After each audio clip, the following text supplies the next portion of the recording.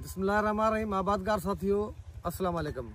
दोस्तों, कणक जी वीडियोज़ त डेली वेजिस ते तव्हांखे असां ॿुधाईंदा रहंदा आहियूं मुख़्तलिफ़ जिन्सूं। पर ही असां 7 एकड़ ते सरें जो हिकिड़ो प्लाट लॻायो आहे आबास फार्म ते, जेका सिलेक्शन कयल आहे सरें जो ॿिज। हिन जी जेका सिलेक्शन करण जो या हिकिड़ो सुठे ॿिज ठाहिण जो मक़सदु हीअ आहे त ही असां फ़क़ति ॿिज जे करे ई प्लाट लॻाया आहिनि।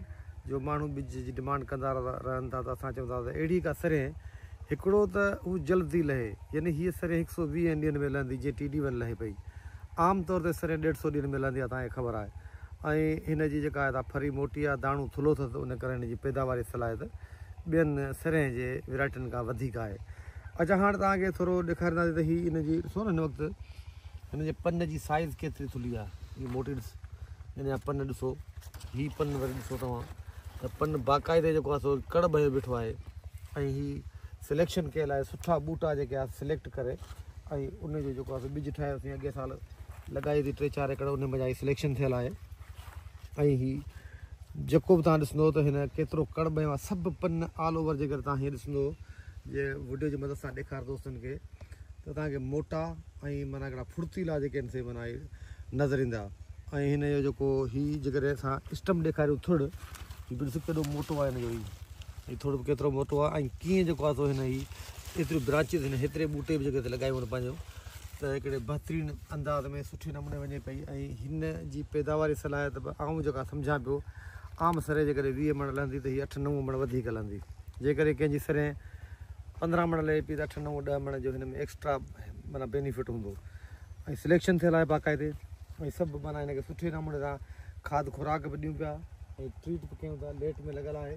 बहरहाल हीअ असांजो जेको मक़सदु हिकिड़ो एम हो त सुठो ॿिज जेको आहे सो सिंध जे आबादकारनि खे ॾिजे, जेको हिकिड़ो त जल्दी लहे, जीअं वरी वोण खाए सघजनि, ऐं ॿियो त हुन में पैदावारी सलाहियत वधीक हुजे। उन करे इहा सिलेक्शन कई वई आहे ऐं हिते आबास फार्म ते लॻायो अथऊं। आम तौर ते तव्हां ॾिसो न, हिन जा पन केतिरा मोटा आहिनि, पन ॾिसो हर ॿूटे जा।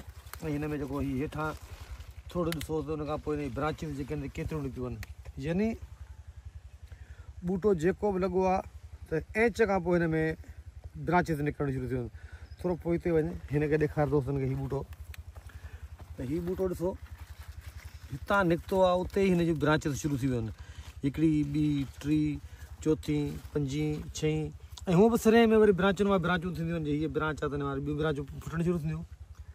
बहरहाल असां कोशिशि कयूं पिया त हिकिड़ो सुठो ॿिज तयारु कयूं, जेको सिंध जा जेके आबादगार, कोशिशि सभिनी जी इहा हूंदी आहे त यार सरें ते ख़र्चु घटि आहे, ख़र्चु करिणो पवंदो, ख़र्च खां त कमु कोन हलंदो।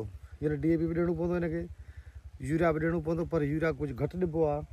ऐं हिनखे सल्फर जी ज़रूरत वधीक हूंदी आहे, ख़ासि तौर ते सरें जेके तेली ॿिज आहिनि, जिन मां तेल निकिरे थो, उन्हनि जिन्सुनि खे इन्हनि शयुनि जी सल्फर जी ज़रूरत पवंदी आहे। असां अमोनियम सल्फेट बि हिनखे ॾेई छॾियो आहे, ऐं अलहमदिल्ला मुंहिंजे हिसाब में जेका असां सुठे नमूने सां ग्रो करे पई।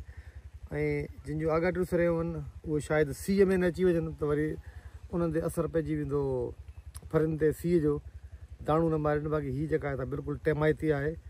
ऐं हिन वक़्तु जेको आहे हिन गुल झलणु शुरू कया आहिनि, ऐं सुठे नमूने सां जेको आहे ट्रीट कयूं पिया। ॾिसूं त केतिरी पैदावार लहे थी, जेका पोज़ीशन हूंदी उहा तव्हां दोस्तनि जे अॻियां साम्हूं रखंदासीं। तव्हां दोस्तनि जी वॾी महिरबानी।